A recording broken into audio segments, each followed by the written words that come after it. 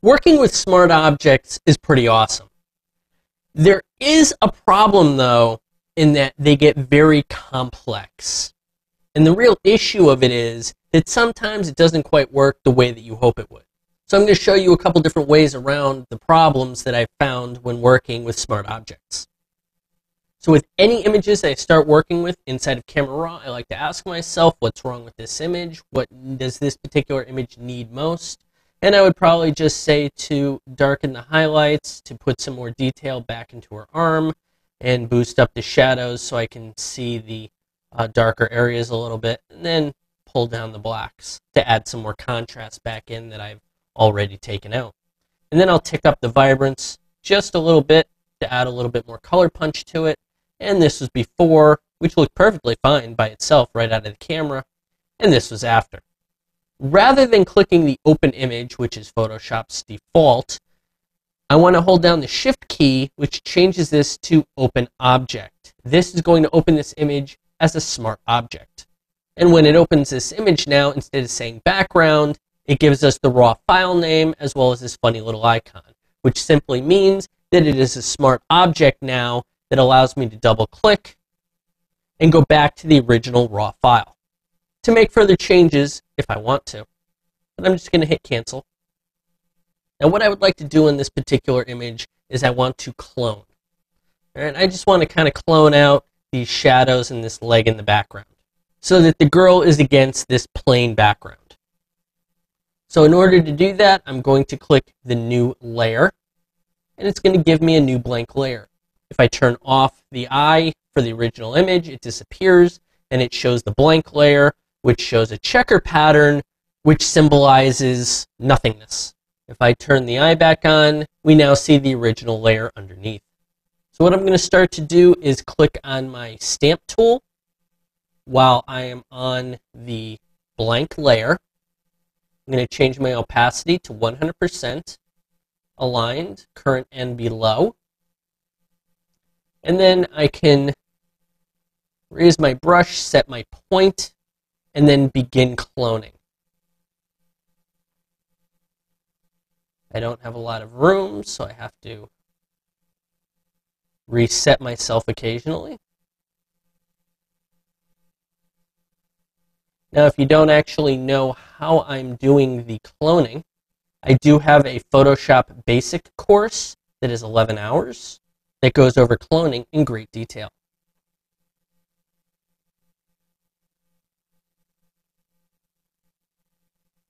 If the full course is a bit much for you, I also have a much smaller 2-hour video on cloning specifically that walks you through the basics of cloning. Now I'm going to change over to the healing brush, and that's going to allow me to make this transition a little bit smoother and less obvious and jarring. If you'd like to learn more about what I'm doing, you can simply go to my website, theartofretouching.com, and do some research on cloning. I have several videos available, and what I'm doing here isn't anything earth-shatteringly complex or even particularly interesting. My goal here is to simply blend this background in and get rid of those shadows as well as that leg. If I hide this layer, all that original information has been left behind. If you want to see what I've done, you hide the layer below, and now you can see this is what I've cloned in. When put together, this is how it looks. Now, let's say I double-click on this original smart object. That's going to take me back to the original raw file. So let's say, for whatever reason, I want to make a change inside of this raw file. Now I'm going to make something very obvious, like grabbing the exposure and bringing it down.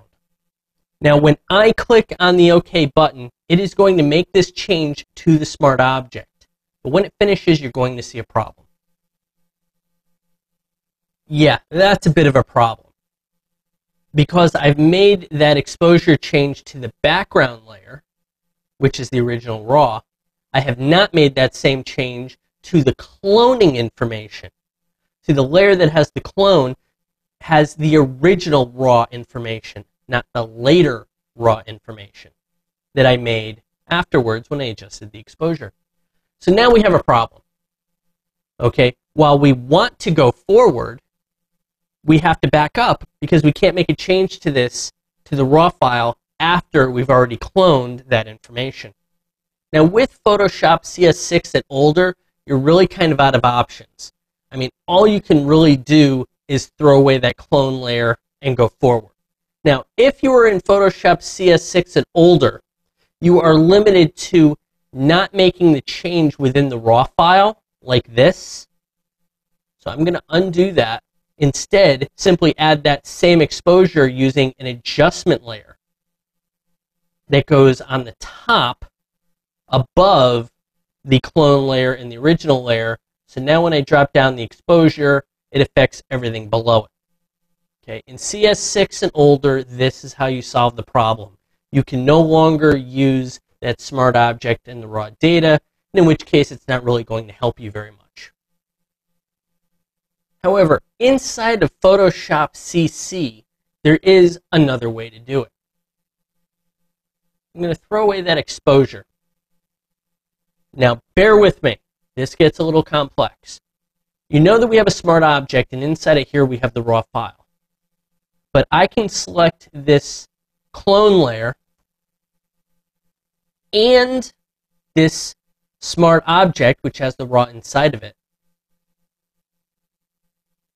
Click on this side tab and go down to Convert to Smart Object.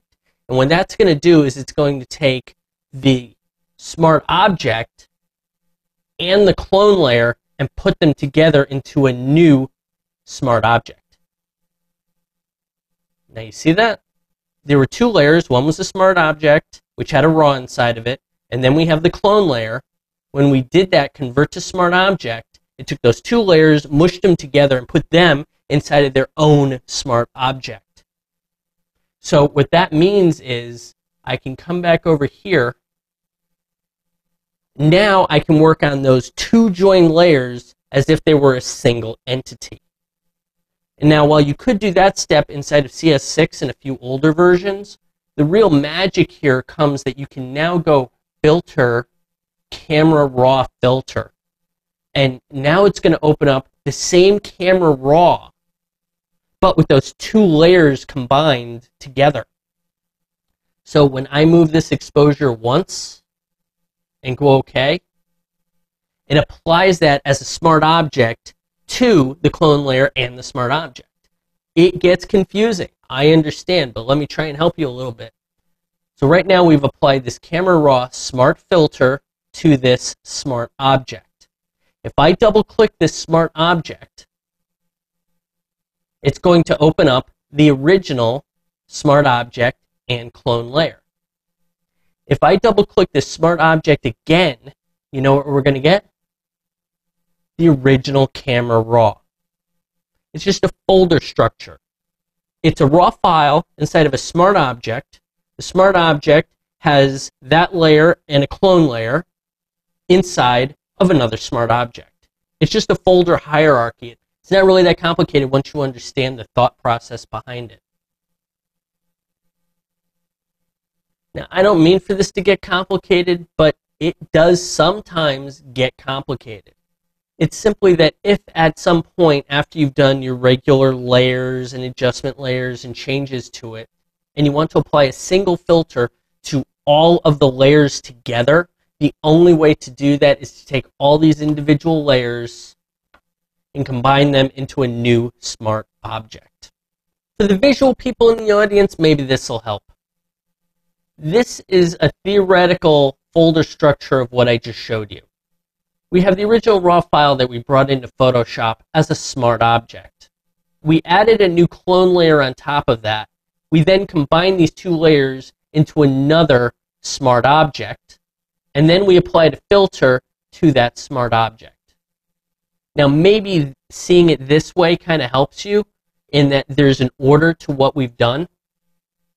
That when we're in the smart object, we can double click on it, and that's going to show us these two layers. And if I double click on this layer, it's going to show me the original image. Now I really hope that you can start to see how this works. and the benefit of putting these smart object containers inside of other smart object containers, because you can apply a variety of different filters onto the entire group instead of needing to do it on a per layer basis. Now, while this definitely gets complex, I really hope that you can understand the basic concept of it.